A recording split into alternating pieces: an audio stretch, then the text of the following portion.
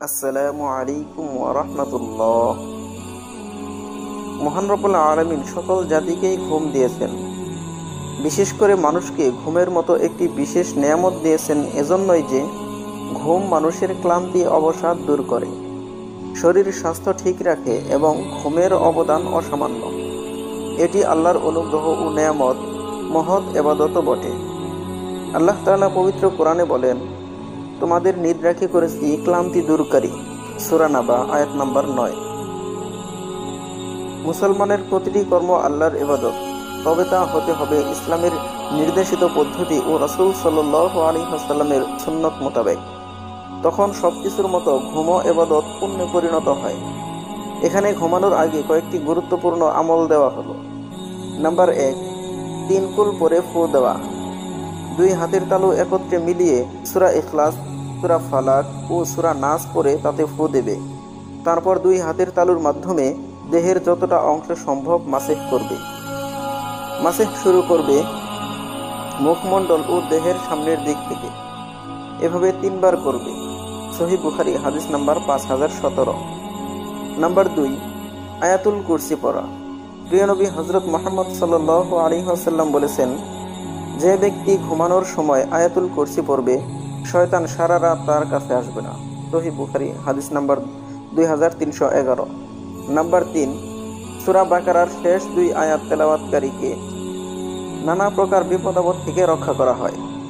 রাসূলুল্লাহ সাল্লাল্লাহু আলাইহি ওয়াসাল্লামকে এক ব্যক্তি জিজ্ঞেস করেছিলেন, হে আল্লাহর রাসূল সাল্লাল্লাহু আলাইহি ওয়াসাল্লাম, কোরআনের কোন সূরা সবচেয়ে বেশি মর্যাদাবান?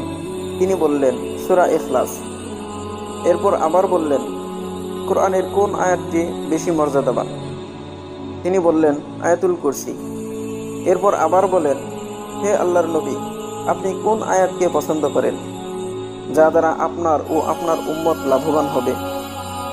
নবী সাল্লাল্লাহু আলাইহি ওয়াসাল্লাম বললেন, সূরা বাকারার শেষ ২ আয়াত। নাম্বার ৪, সূরা কাফিরুন পাঠ করা। প্রিয় নবী হযরত মুহাম্মদ সাল্লাল্লাহু আলাইহি ওয়াসাল্লাম বলেছেন, রাতে কুল ইয়া আইয়ুহাল কাফিরুন অর্থাৎ সূরা কাফিরুন পাঠ করা শিরক থেকে মুক্তি পেতে উপকারী। সহিহ তারগিব হাদিস নাম্বার ৬০২। নাম্বার ৫, কোরআনের ১/৩ পাঠ। একবার আল্লাহ রাসূল সাল্লাল্লাহু আলাইহি ওয়াসাল্লাম তার সাহাবাদেরকে বললেন, তোমাদের কেউ কি এক রাতে ১/৩ কোরআন পড়তে অসমর্থ হবে? এদের সকলে বিষয়টি ভারী মনে করল, বলল, এই কাজ আমাদের মধ্যে কে পারবে হে আল্লাহর রাসূল? তখন তিনি বললেন, সূরা ইখলাস হলো ১/৩ কোরআন। সহিহ বুখারী হাদিস নাম্বার 5015। নাম্বার ৬, ডান হাত গালের নিচে রেখে দোয়া পড়া। আল্লাহ রাসূল সাল্লাল্লাহু আলাইহি ওয়াসাল্লাম যখন ঘুমানোর ইচ্ছা করতেন, তখন তার ডান হাত তার গালের নিচে রাখতেন। এরপর এই দোয়াটি বলতেন, আল্লাহুম্মা বিসমিকা আমুতু ওয়া আহইয়া। অর্থ, হে আল্লাহ, আপনার নামেই আমি ঘুমাচ্ছি এবং আপনার নামেই জীবিত হব। সহিহ বুখারী হাদিস নাম্বার ৬৩২৪। নাম্বার ৭, তাসবিহের আমল করা। আল্লাহ রাসূল সাল্লাল্লাহু আলাইহি ওয়াসাল্লাম তার মেয়ে ও জামাতা ফাতেমা রাদিয়াল্লাহু আনহা ও হযরত আলী রাদিয়াল্লাহু আনহুকে বলেন, আমি কি তোমাদের এমন কিছু বলে দেব না যা তোমাদের জন্য খাদেম অপেক্ষা উত্তম হবে?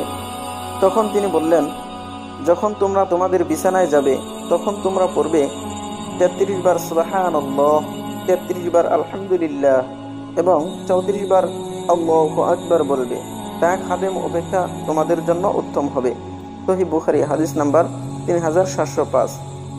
নাম্বার ৮, সূরা মুলুক পাঠ করা।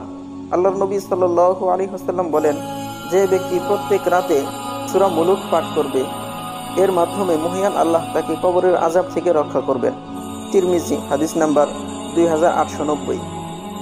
মহান আল্লাহ তাআলা আমাদেরকে এই আমলগুলো করার তৌফিক দান করুন এবং আমাদের সর্বোত্তম সওয়াব ও প্রতিদান দিন, আমিন।